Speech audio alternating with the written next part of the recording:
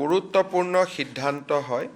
আপোনালোকে জানে যে অসমত বহুত মাটি বাৰী যিমান গোচৰ হয়, কণ্ডল হয়, তাৰ মূলৰ কাৰণটো হ'ল power of attorney, agreement for sale, এনেকুৱা বিভিন্ন ধৰণৰ কাগজ পত্ৰত আমাৰ মানুহে চহী কৰে আৰু পৰৱৰ্তী কালত মাটিখিনি যদি কাবাক বিক্ৰীও কৰিব খোজে, বিল্ডাৰ এজনে আহি কয় আপুনিতো মোৰ লগত এগ্ৰিমেণ্টটো চেল কৰি থৈছে, আপুনি মোৰ লগত পাৱাৰ অফ এটৰ্নি কৰি থৈছে। আৰু এগ্ৰিমেণ্টটো চেল বা পাৱাৰ অফ এটৰ্নিখন আগতে কিয় কৰি ৰাখিছিলে? তাত কোনো ষ্টাম্প ডিউটি দিব নালাগিছিল, তাত কোনো ৰেজিষ্ট্ৰেশ্যন কৰিব নালাগিছিল। গতিকে মানুহে চহী এটা লৈ লয় আৰু এটা চহী মৰাৰ কাৰণে মানুহজনে গোটেই জীৱন জুৰি নিজৰ মাটি বাৰী বিক্ৰী কৰিব নোৱাৰা হয়। পাৱাৰ অফ এটৰ্নি এখনত চহী কৰি থোৱা বুলি তেওঁ গোটেই জীৱন জুৰি মাটি বাৰী বিক্ৰী কৰিব নোৱাৰা হয়। কাৰণ এইবিলাকত কোনো ৰেজিষ্ট্ৰেশ্যন নালাগিছিলে, ষ্টাম্প ডিউটিও নালাগিছিলে, এখন খোলা কাগজত চহী কৰি ল'লে হৈ গ'ল।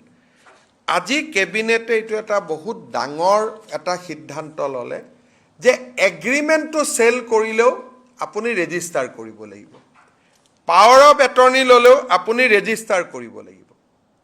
আৰু যেতিয়া agreement for sale, power of attorney আদি ৰেজিষ্টাৰ কৰিব লাগিব, ৰেজিষ্টাৰৰ ওচৰত গৈ কোনোবাই ৰেজিষ্ট্ৰেশ্যন কৰিব লাগিব সম্পূৰ্ণ দলিল কাগজ পত্ৰত, তেতিয়া চৰকাৰে জানিব যে আমি ৰেজিষ্টাৰ কৰিছোঁ। আৰু তেতিয়া এখন যদি ৰেজিষ্টাৰ কৰি থৈছে, দ্বিতীয়খন ৰেজিষ্টাৰ নহ'ব, তৃতীয়খন ৰেজিষ্টাৰ নহ'ব, চতুৰ্থখন ৰেজিষ্টাৰ নহ'ব।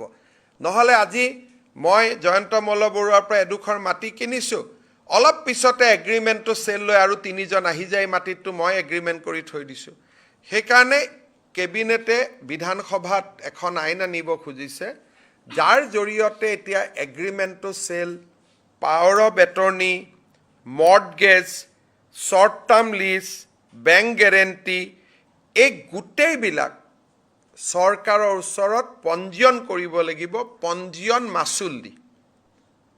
ইয়াৰ ফলত যিটো এই ডকুমেণ্টছবিলাকৰ অপব্যৱহাৰ হৈছিলে, সেই অপব্যৱহাৰ এতিয়া বহুত পৰিমাণে ৰোধ হ'ব। কিন্তু কোনোবাই যদি মই এগ্ৰিমেণ্টটো চেল নকৰোঁ, বাহিৰে বাহিৰে চেলে কৰি দিম, তেতিয়া আৰু এইবিলাক ৰেজিষ্টাৰ কৰাৰ দৰকাৰ নাই। ধৰক মোৰ ফ্লেট এটা মোৰ আছে, মই বিক্ৰী কৰিব খুজিছোঁ, তেতিয়া আমাক এগ্ৰিমেণ্টটো চেল কৰিব নালাগে, ডাইৰেক্ট মই বিক্ৰী কৰিব পাৰোঁ। কিন্তু এগ্ৰিমেণ্টটো চেল কৰি পিছত মই কিনিম, 3 বছৰ 10 বছৰ আগতো এগ্ৰিমেণ্ট অফ চেল বুলি উলিয়াই লৈ দিয়ে। কোনোবাৰ মৃত ব্যক্তি, মোৰ নামত মাটি আছে, ল'ৰাৰ নামত, দেউতা মৰিলে, দেউতাৰ চহী এটা লৈ আহি কয় যে এইটো এগ্ৰিমেণ্টটো চেল আছিলে। ল'ৰাজনে মাটিটো বিক্ৰী কৰিব নোৱাৰা হয়, কোৰ্ট কাছাৰীত যাবলগীয়া হয়। এক প্ৰকাৰ আধা গুৱাহাটীৰ মাটিত মৃত দেউতাকবিলাকৰ নামত এগ্ৰিমেণ্টটো চেল লৈ লেণ্ড ব্ৰকাৰবিলাকে ঘূৰি থাকে। সেইকাৰণে এতিয়াৰ পৰা নিয়ম হ'ল যে এগ্ৰিমেণ্টটো চেল আছে যদি আপোনাৰ ৰেজিষ্টাৰ্ড হ'ব লাগিব। গতিকে এটা বহুত ডাঙৰ আমি সংশোধনী এটা আনিছোঁ আৰু মই ভাবোঁ যে ই বহুতখিনি মাটিৰ সৈতে জড়িত অপৰাধমূলক কাম কাজক ৰোধ কৰাত সহায় কৰিব। আগৰখিনিক এতিয়াতো আমি বেকডেটত ৰেজিষ্টাৰ কৰক বুলি ক'ব নোৱাৰোঁ, কোনোবাতো মৃত্যু হৈ গৈছে, কোনোবা, এইটো এটা প্ৰস্পেক্টিভ, আগত আৰু পুৰণাখিনিলৈকে যাব নোৱাৰিম।